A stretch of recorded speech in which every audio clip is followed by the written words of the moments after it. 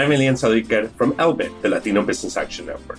And I'm Juleika Lantigua, founder of LWC Studios and proud alum of LBAN's business scaling program at Stanford. We invite you to join us on Scale, the Latino Business Story, the first podcast from LBAN, where we speak with Latino entrepreneurs. And so many brilliant LBAN alums.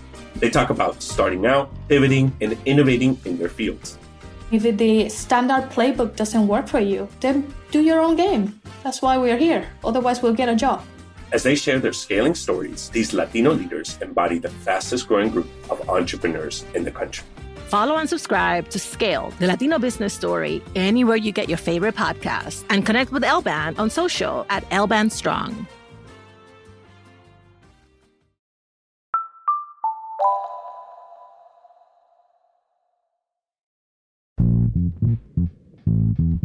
What's up, everybody? Welcome to How to Talk to High Achievers About Anything. I'm Stevon Lewis, a licensed psychotherapist. Today, we welcome David Bizzaro, an Emmy Award-winning puppeteer. He has an unconventional career, and he's found success in it by following an unconventional path. Carving a space for himself hasn't always been easy, but for David, it's always felt necessary. Let's get into it. I am a puppeteer, actor, writer, and filmmaker. I've been working in puppetry for about 10 years now, and I've been working in production and post-production since I was 16. I'm a Latino American. There's a lot of definitions and words for what we are and who we are because we're all still trying to figure out what our identity is, but that's what I'm going by right now, and that's me. My mother immigrated to the United States when she was 16 from El Salvador. She was fleeing the country because of the civil war that was going on at that time. I grew up very Americanized, and my mom made a point to do that. You know, she would tell me, I'm not teaching you Spanish and we're not raising you like a Salvadoran kid because I want you to have all the opportunities that you can get as an American in this country. What I've been told growing up is that I don't fit into being the typical quote unquote white American, and I don't fit into what is perceived as the Latino. I really had a deep passion for acting as a child. And so my mom was like trying to nourish that. And she's like, I read in the newspaper that they're looking for Latino children in a commercial or just a kid in a commercial. And we'd go. And I would be told things like, great, we love that you come for Latino actor, but you do know that this is for a Latino and you're white. And it's like, no, actually, I'm not. And then I'd go out for a white role and they'd be like, you're kind of ethnically ambiguous. Maybe go out for like, what would they say? Go out for like Hawaiian roles or whatever. I wanted to just play parts. I didn't want to be judged by the way I looked. I wanted to be judged by my ability. And that was in me at a really young age. When I was a kid, I never really thought of puppetry. When I was older, I was in between jobs and I was curious about puppetry because I'd been an animator for a while. And so I was like, well, puppetry kind of like is animation in a sense, but I didn't have a lot of money at the time. And I made a rule for myself. If I'm going to be pursuing a new craft or interest, I have to find someone to pay me to do it. And I saw this company making these interstitials with puppets. The little graphics you see in between segments. And I'm like, this is incredible. And I was like, well, I kind of know this guy. Why don't I message him on Facebook and say, hey, you need commercials like this. And I sent him the videos. And he wrote back pretty quickly, oh my God, this is brilliant. Could you do this? And I lied and said, yes, 100% I can do it. So I just started pursuing it. And I started a YouTube channel and started making videos. Not because nobody was like, well, I mean, nobody was really offering me work, but it was more so just to like play and learn and figure things out. But also a means to show people that I was serious about what I was doing. Whenever I get into any career, because of past experiences and because of like, growing up having a mother who's not from this country, I never knew how do I start into a career? Like there wasn't a path. It was like, okay, how do we become an actor? Let's look in the newspaper. I don't know. And so my friend said to me, as I was like kind of making waves in the puppetry scene, he was like, it's really weird. Like you're getting into this career in a way that no one else has done it. And I was like, well, what do you mean by that? And he said, well, everybody else is like going up this ramp and they know their position on the ramp and they know what they got to do next. And it's like you walked up and saw the ramp and you're like, that's cool. And then you built a ladder and put it up next to the ramp and then just like walked up to the top of the ladder. It was just natural for me. You know, if I saw an obstacle or if I saw something that I desired, I would try to find any method to learn that thing and just get really good at it and then convince somebody to try to hire me. One of the things that is still a challenge for me is racial prejudice. Sometimes when I go on to set, some people will speak Spanish only to me because they know I'm Latino. And like where like, sure, it might seem on the outside like that's fine. But when you have someone who doesn't speak Spanish and they make it a choice to say like the 3 Spanish words they know to you every day and call you señor whenever they see you, like it does other you in a big way. And it's still a challenge because when that happens, it opens up a wound that is still healing in me. And it makes it hard for me to be present and to be completely 100% focused at my job. Thank you for sharing your experience with us, David.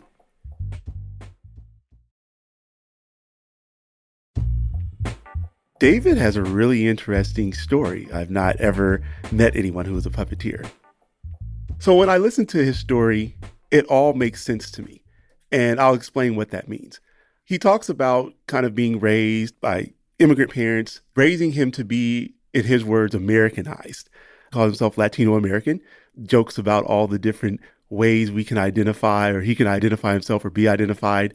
And it really speaks to his experience growing up in America as a person of Latino descent.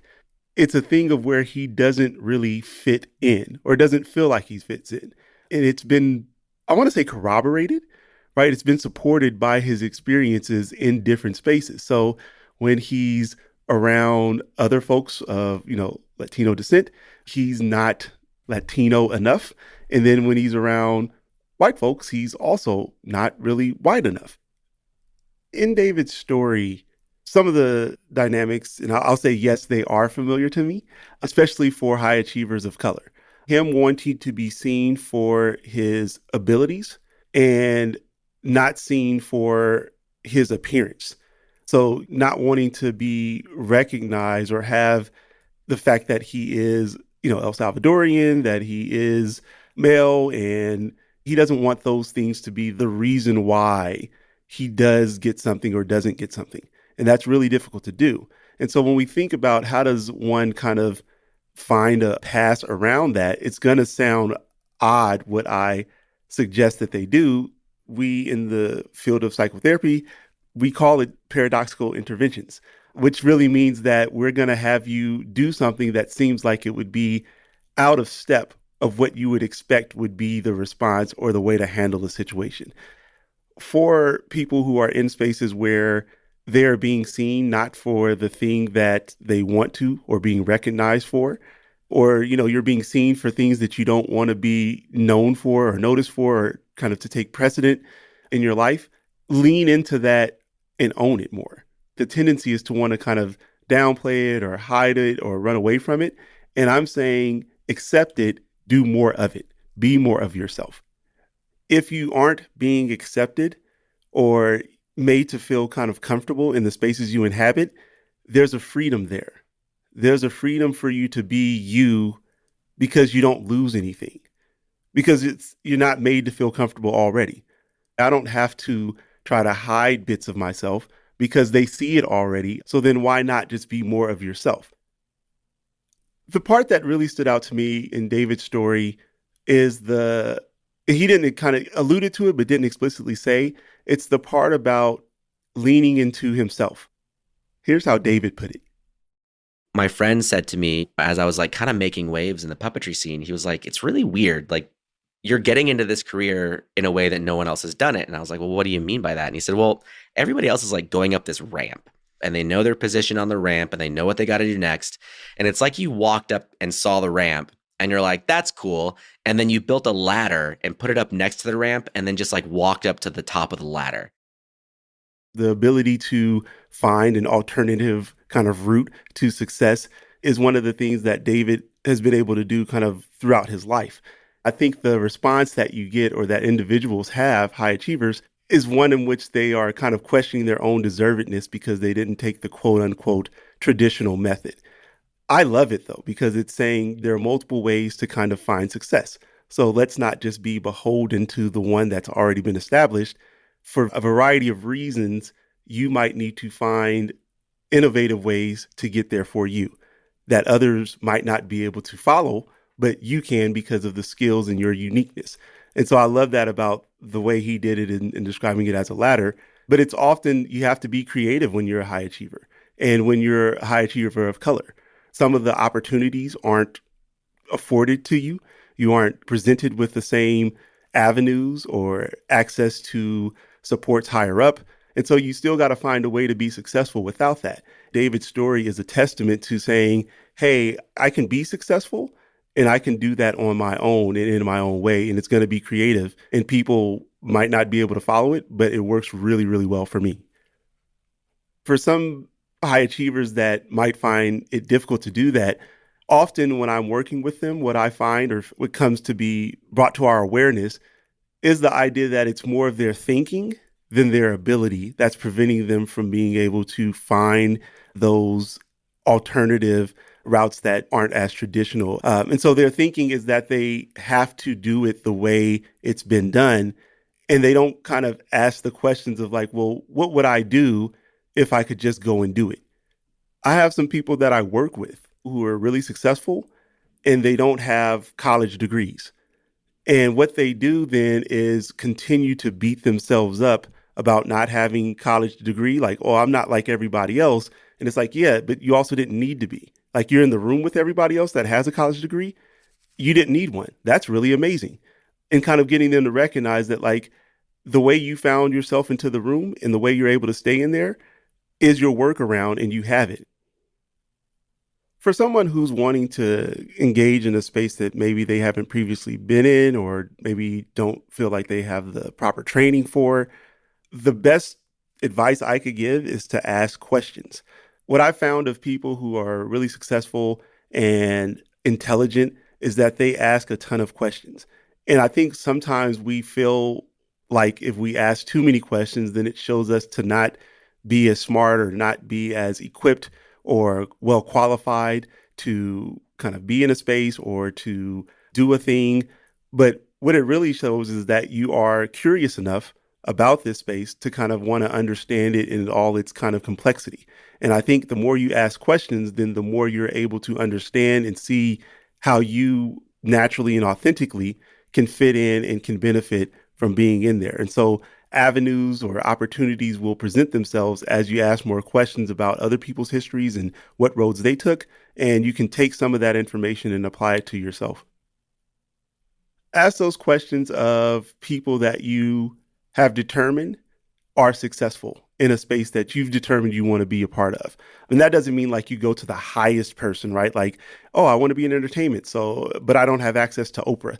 Okay, yeah, most people don't. So also, do you know anybody that works in entertainment in any capacity? And so you can start to ask questions of people at any level because they're at a level that you're not at that moment anyway.